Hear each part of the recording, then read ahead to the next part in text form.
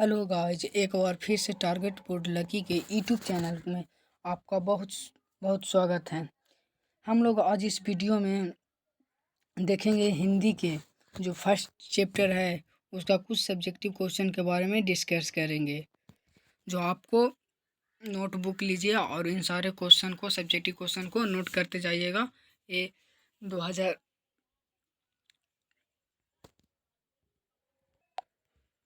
2022 के लिए महत्वपूर्ण होने वाला है। तो दोस्तों क्वेश्चन को स्टार्ट करते हैं। तो देखिए फर्स्ट चैप्टर में आपका होगा हिंदी वाला, देखिएगा फर्स्ट चैप्टर का नेम होगा सर्ण विभाजन और जाति प्रथा। सर्ण विभाजन और जाति प्रथा, तो यहाँ पे बता देते हैं सर्ण विभाजन और जाति प्रथा का लेखक कौन है। तो हमारा देखिए सर्ण विभाजन और जाति प्रथा का लेखक कौन है, बाबा साहेब भीमराव अम्बेडकर। कौन है, बाबा साहेब भीमराव अम्बेडकर। देखिए यहाँ पे क्या कह रहे हैं कि चलते हैं लेखक का परिचय पहले पढ़ लेते हैं। इस पाठ के लेखक बाबा भीमराव अम्बेडकर का जन्म, अगर आपसे पूछ दिया जाएगा ऑब्जेक्टिव क्वेश्चन इसमें हिंदी का कि डॉक्टर भीमराव अम्बेडकर का जन्म कब हुआ था, तो आप लिखिएगा 14 अप्रैल 1891 ईस्वी में। कब हुआ था, 14 अप्रैल 1891 ईस्वी में। यहाँ पे दिया गया है 14 अप्रैल 1891 ईस्वी में। और कहाँ हुआ था, तो उनका जन्म हुआ था महू मध्य प्रदेश में। मीहू लिखा गया, महू मध्य प्रदेश में हुआ था।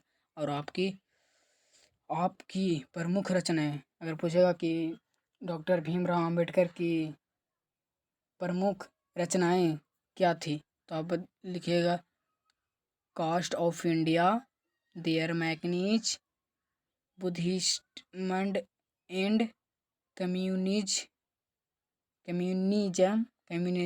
बुद्ध एंड हिज धम्मा और ईटीसी। और पूछ दिया जाएगा कि डॉक्टर भीमराव अंबेडकर का मृत्यु कब हो गया था। डॉक्टर भीमराव अम्बेडकर का मृत्यु कब हुआ था, तो जो डॉक्टर भीमराव अम्बेडकर का मृत्यु हुआ था वो 1956 ईस्वी में हुआ था। और कहाँ हुआ था, तो उनका मृत्यु दिल्ली में हुआ था। यहाँ तक लगा आप लोग का क्लियर है।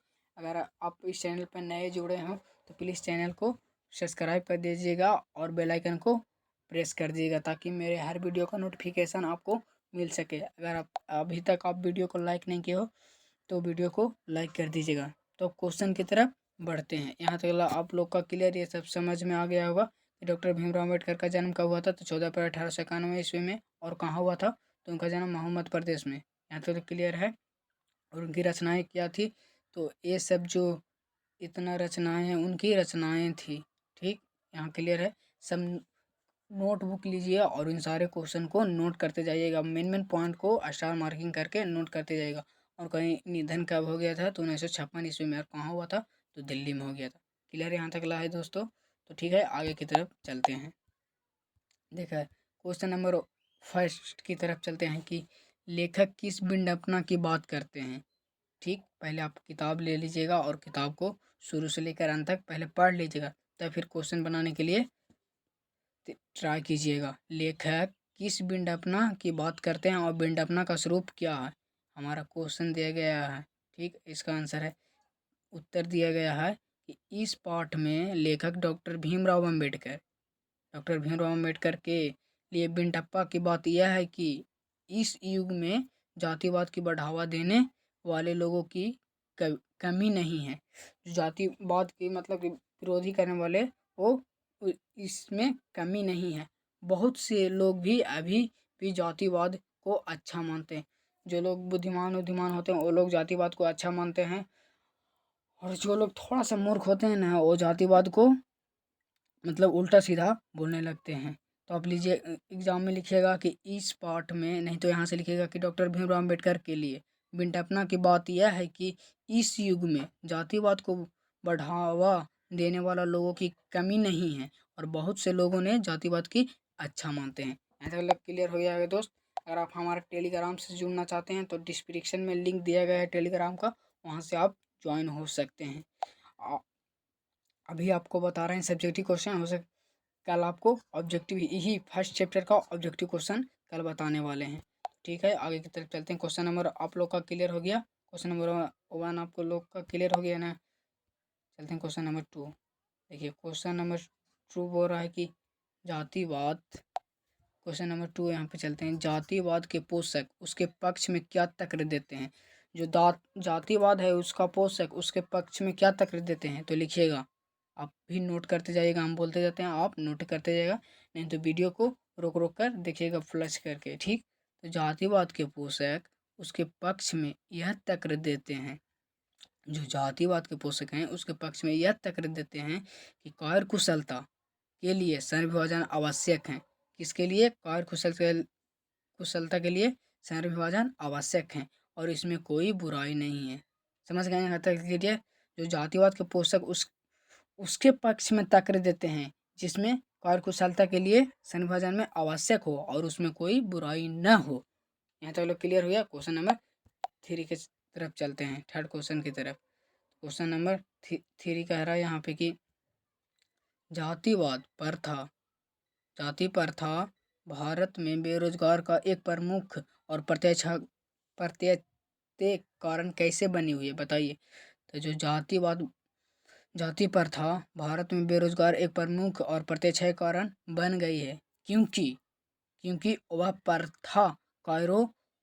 प्रथा कायरों को उनके जाति के अनुसार बांट रही है। इस तरह नौआ हो गया, कुछ मतलब अलग अलग जाति की तरह वो बिखर जा रहा है, मतलब जाति के भाग में बांटा जा रहा है, इनके के अनुसार में बांट रही है। लोग किसी दूसरी जाति को कायरों को करने में संकोच कर रहे हैं, लोग किसी दूसरी जाति को करने में संकोच कर रहे हैं, जिसके कारण वह बेरोजगार होते जा रहे हैं। क्लियर हो गया यहाँ तक? क्वेश्चन नंबर 3 कंप्लीट हो गया। अगर अभी तक मतलब जहाँ पर भी आपको दिक्कत हो तो आप कमेंट करिएगा, वहाँ पे हम सुधार करेंगे, अगले बार से फिर दिक्कत नहीं होगा। आप जौन सी का भी नोट्स भी आप लेना चाहते हैं तो हमारे टेलीग्राम में ज्वाइन कीजिए, वहाँ पे नोट्स मांगिए, हम नोट्स वहाँ पे प्रोवाइड कर देंगे। तो ठीक है, यहाँ पे तक क्लियर है और आगे चलते हैं।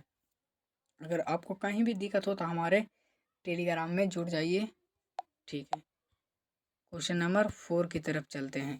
क्वेश्चन नंबर लास्ट है 4।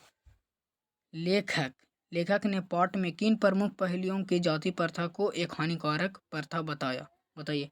तो लिखिएगा, लेखक ने इस पाठ को कई पहलुओं से जाति प्रथा को हानिकारक प्रथा बताया, जैसे कि आर्थिक पहलू, इसमें लोग केवल जाति के कारण काम को करने में विवश हो जाते हैं, जहाँ ना तो उनका मन लगता ना उनका दिमाग लगता, यही है, ना उनका मन लगता ना वहाँ दिमाग लगता। तो ठीक है, आप ये सब क्वेश्चन को स्क्रीनशॉट लेके आप बुक में उतार लीजिएगा, ठीक है। तो यहाँ तक आप वीडियो को एंड करते हैं। जय हिंद, जय भारत।